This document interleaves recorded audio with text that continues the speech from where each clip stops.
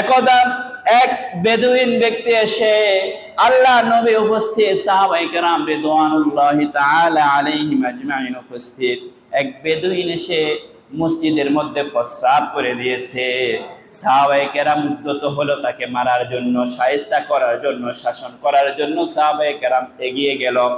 নবীজি বললেন, দাউহু, ও আমার সাহাবীরা, তার কোনো ক্ষতি করবে না, তাকে তোমরা প্রহার করবে না, তাকে তোমরা বিন্দু পরিমাণ কষ্ট দিবে না।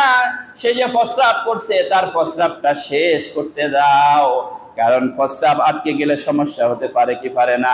ওয়াহরিকু আলা বাউলিহি যানুবাম মিন মাইন, ও আমার সাহাবীরা, সে যে জায়গায় প্রস্রাব করেছে পানি এনে, এক বালতি পানি এনে প্রস্রাবের মধ্যে ঢেলে দাও।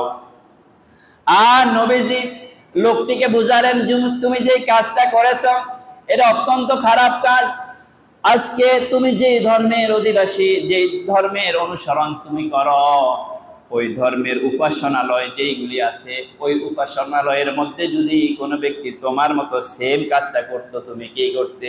লোকটি রাগান্বিত হয়ে বলল, অবশ্যই অবশ্যই আমি শায়েস্তা করতাম, এটা তো কখনো হতে পারে না। নবীজি বুঝিয়ে বললেন, তুমি যে কাজটা করেছো এটা হচ্ছে মুসলমানদের উপাসনালয়, ইবাদতের জায়গা। সুবহানাল্লাহ। ওই বেদুইনটা আর নিজেকে স্থির করতে পারলো না।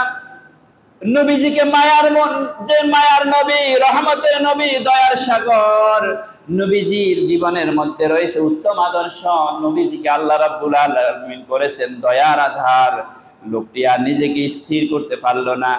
নিশ্চিতভাবে লোকটি মেনে নিল তিনি কোনো সাধারণ মানুষ হবে না, তিনি হচ্ছেন অসাধারণ মানুষ, মুহাম্মাদুর রাসূলুল্লাহ। নবীজি রহমতের নবীর হাতে হাত রেখে পড়ে নিল, লা ইলাহা ইল্লাল্লাহ মুহাম্মাদুর রাসূলুল্লাহ সাল্লাল্লাহু আলাইহি ওয়াসাল্লাম। তিনি ছিলেন এমন দয়াশীল। হযরত আনাস রাদিয়াল্লাহু আনহু, খাদিমুর রাসূল, নবীজির খাদেম, তিনি একটি হাদিস বর্ণনা করেছেন।